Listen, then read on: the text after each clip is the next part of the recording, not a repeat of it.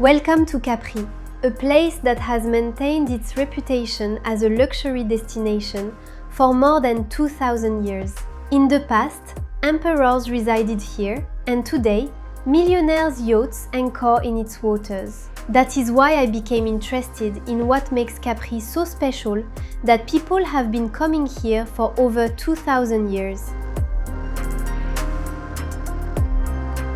If you arrive by boat, the first place you step onto is the Marina Grande harbor, where colorful houses and restaurants welcome you. From here, you have two options. Either take a boat that circles the island, which we will discuss at the end, or take the Funicolare cable car up to the center of Capri, which takes only 5 minutes. I definitely recommend the cable car for the views. For a true Italian espresso, I recommend Piazzetta Square, which the cable car takes you to in about 5 minutes. The first thing you will notice is the many luxury boutiques of famous brands and beautiful narrow streets filled with tropical plants and flowers.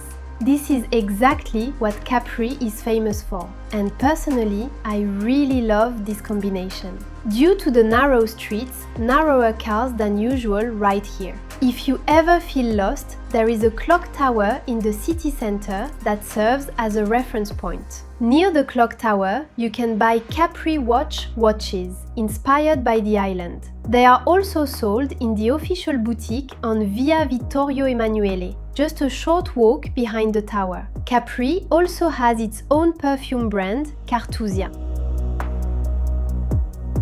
Walking through flower-filled paths and shops, you will reach the Gardens of Augustus. From here, you have a stunning view of one of Capri's most famous landmarks, the Faraglioni rock formations. Stella, the closest to the mainland, Mezzo, the most famous, with a natural arch you can sail through beneath, and Scopolo, home to the blue lizard that lives nowhere else in the world.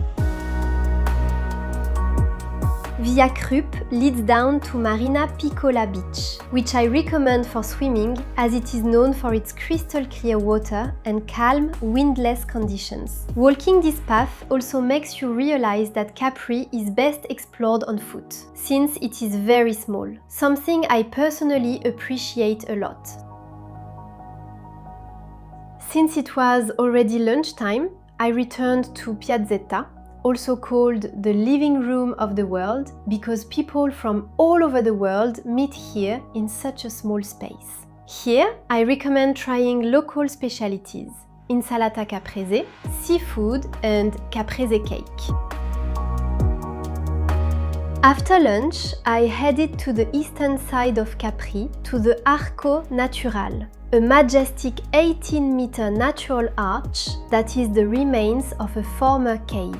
If you want a truly breathtaking sea view, definitely visit Villa Jovis, the ruins of an imperial palace. After a short walk, I reached Villa Lysis, where there is a museum. In history, it served as a refuge for intellectuals and aristocrats. You can recognize the museum by the Greek inscription Amori e Dolori Sacrum. The best view is from the back terrace facing the sea. It is worth continuing further to Parco Astarita, where terraces overlook the Bay of Naples. The other part of the island can easily be reached by taxi. It is called Anacapri, which means Upper Capri. Anacapri felt quieter and more peaceful to me. It is a more authentic part of the island. Both parts of the island were once connected by about 900 steps called Scala Phoenicia, built by the Greeks. Today, there is a chairlift that takes you to the highest point of Capri, Monte Solaro. Since I love gardens, I had to visit Villa San Michele, which won an award for the most beautiful private garden in Italy. The villa was built by a Swedish doctor who also used artifacts from excavations. It holds an important art collection. I should also mention that for an epic view, Castello Barbarossa is well worth visiting. Just below it, you'll find one of the most beautiful viewpoints, marked by a granite sphinx that is thousands of years old and was brought from Egypt. From the small cafe nearby, you can enjoy a stunning panorama over the Bay of Naples. If you decide not to take the cable car at the beginning, but instead explore the island from the sea, you can book a boat tour around Capri that lasts about 1 to 2 hours. You can visit local sea caves or swim at hidden beaches. Some beaches are accessible only from the sea, which creates a feeling of exclusivity.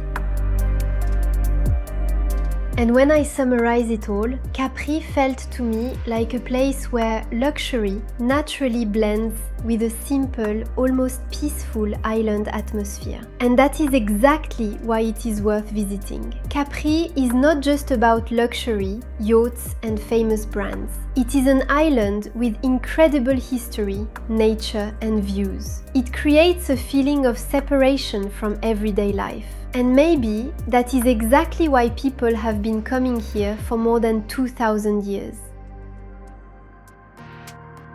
If Capri captivated you, Cannes is the next destination you shouldn't miss.